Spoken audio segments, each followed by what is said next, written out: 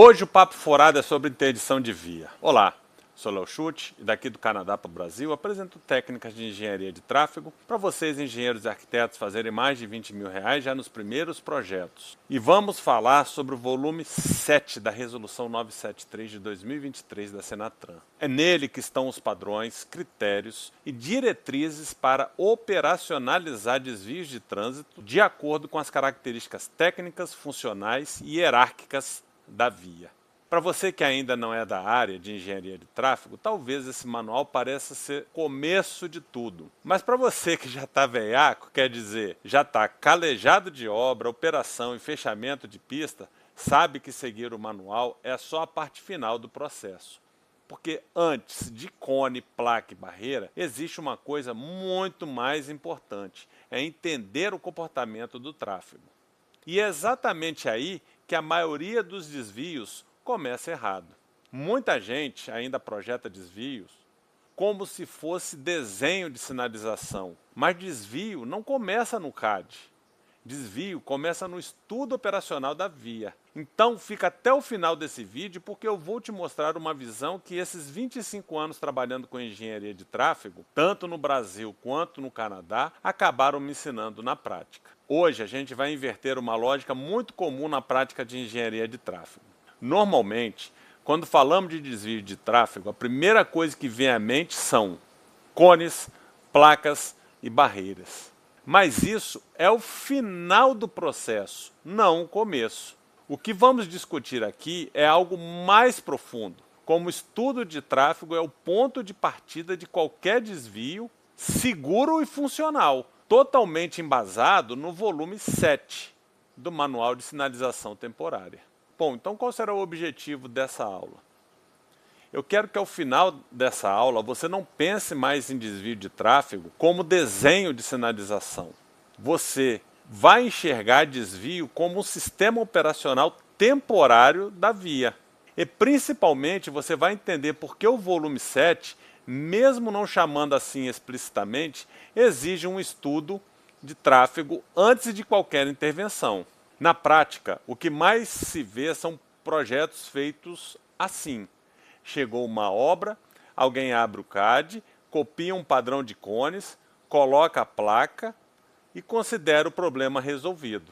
O resultado disso é previsível. Filas inesperadas, travamento de interseções e comportamento caótico do tráfego. O problema não é a sinalização em si, o problema é a ausência de análise prévia do comportamento de tráfego. Muitos profissionais ainda enxergam interdição como ocupação física da via, mas interdição é alteração operacional da rede viária. Quando você reduz uma faixa, desloca fluxo ou muda conversões, você altera diretamente a capacidade do sistema. E quando isso não é estudado, surgem impactos que normalmente aparecem primeiro fora da área da obra. E o que realmente muda em uma interdição? O problema não está apenas no ponto interditado. Muitas vezes, os maiores impactos aparecem a montante da obra, a jusante da intervenção e nas interseções secundárias, porque o tráfego redistribui comportamento. E quando a capacidade residual da rede não suporta essa redistribuição, o sistema começa a colapsar.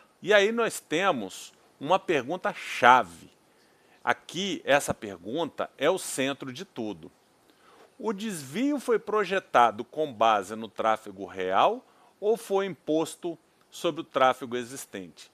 Porque quando você impõe um desvio sem entender o fluxo, você não está controlando o sistema, você está apenas reagindo a ele depois que ele falha.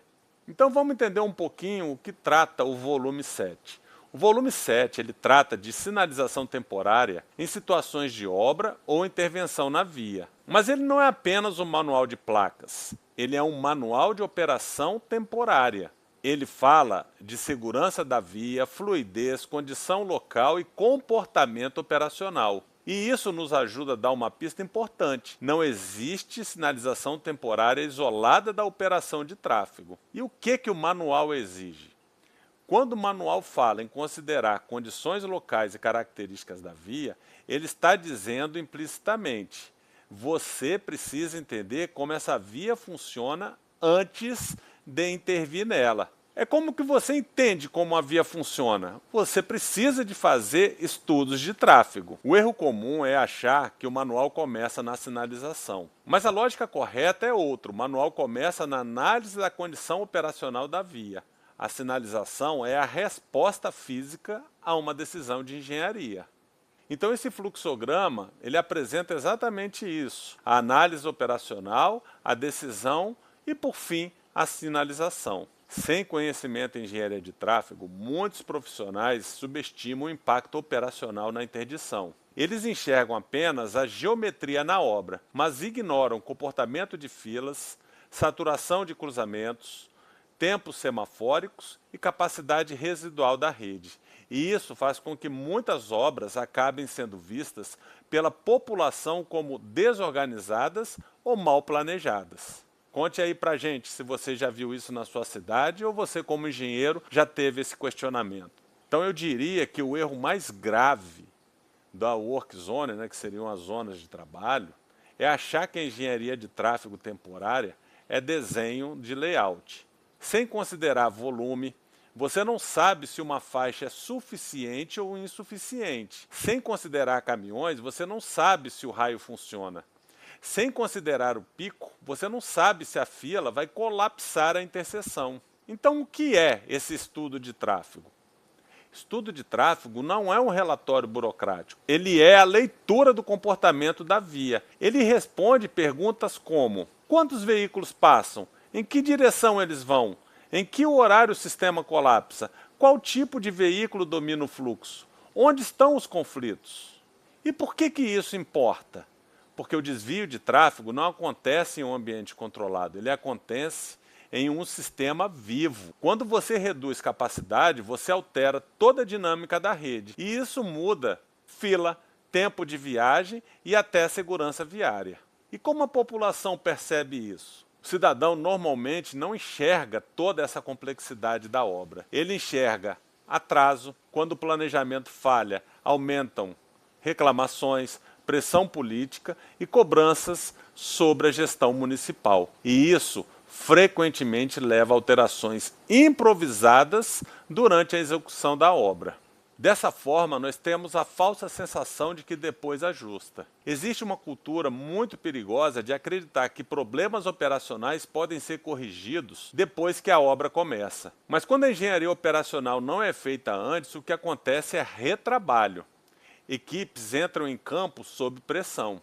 Agentes precisam atuar emergencialmente. E o custo operacional da correção muitas vezes supera o custo do planejamento adequado. E aqui nós temos o fluxo, que infelizmente acontece muito no Brasil. Primeiro, desenha a sinalização, depois ajusta o desvio, depois tenta corrigir problema em campo.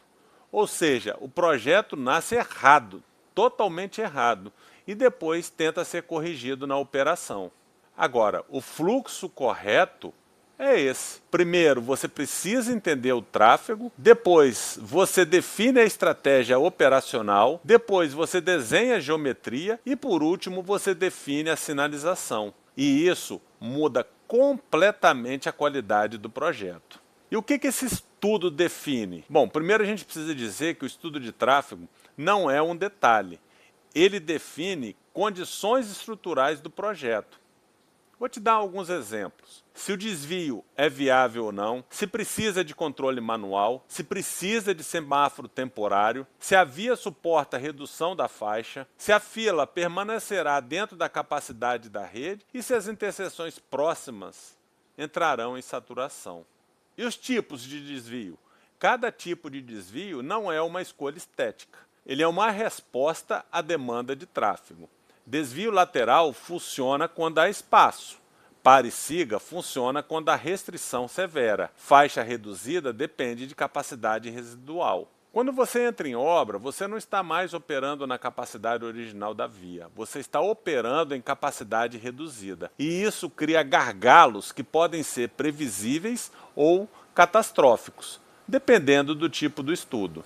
O processo correto começa antes da interdição. A eficiência operacional nasce no diagnóstico. Antes de definir um desvio, você precisa entender como a rede funciona hoje. Você precisa analisar, avaliar volumes, movimentos, horários críticos, tempos semafóricos e saturação existente. Depois disso, você avalia como o fluxo vai reagir à redução operacional causada pela obra. E os veículos pesados, eles são significativos? Sim, caminhão não é só um veículo maior. Ele altera tempo de reação, espaço de manobra e geometria efetiva de desvio. Se você não considera isso, você cria pontos de travamento físico, como o exemplo aqui da foto. E o transporte ativo? O volume 7 também trata de segurança de usuários vulneráveis. E aqui existe um ponto crítico. Em obra, o pedestre geralmente é o mais negligenciado. E isso é um erro técnico grave. Qual a relação do volume 7 com o volume 6? O volume 6 trata dos dispositivos auxiliares. Mas esses dispositivos só fazem sentido quando você já sabe como o tráfego vai se comportar. Cone não resolve problema de capacidade. Cone só executa uma decisão já tomada. Então qual é o erro comum? Muito projeto hoje é baseado em repetição de padrão. Copia e cola de layout, mas tráfego não é padrão. Tráfego muda por cidade, por horário, por composição e por contexto. E se der tudo errado? Gente, quando não há estudo, o resultado aparece rápido. A fila não cabe na via, ela invade interseção, gera bloqueio em cadeia. Um único ponto de falha paralisa toda a rede.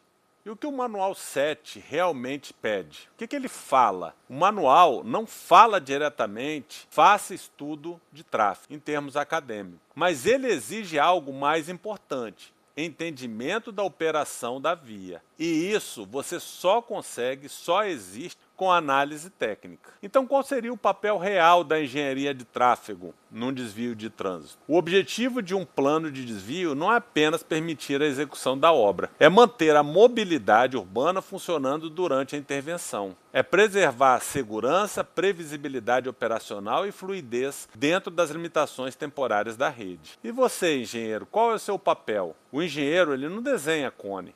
O engenheiro modela comportamento de tráfego em condição temporária. Isso é engenharia de tráfego aplicada. Então estou trazendo para vocês aqui o modelo mental que você deve levar. Tudo começa no estudo e termina na operação controlada. Se você pula o estudo, você não está projetando, você está improvisando. Debulhando um pouco mais esse fluxo final, a gente tem então na seguinte ordem: o estudo, que já falei da importância, a estratégia, elabora-se o projeto com a sinalização para depois fazer a operação controlada. Dessa maneira, o seu impacto vai ser muito menor durante a obra. E aí eu vou chegar à conclusão com você que o ponto central do papo furado de hoje é que sinalização não corrige problema de tráfego. Ele apenas implementa uma solução que já deveria ter sido definido antes. Se eu pudesse resumir em uma frase, seria: o sucesso de um desvio não depende da quantidade de sinalização, mas da qualidade da análise de tráfego que veio antes dele. Se você muda a forma como pensa o início do processo, você muda completamente o resultado final do projeto. Tchau!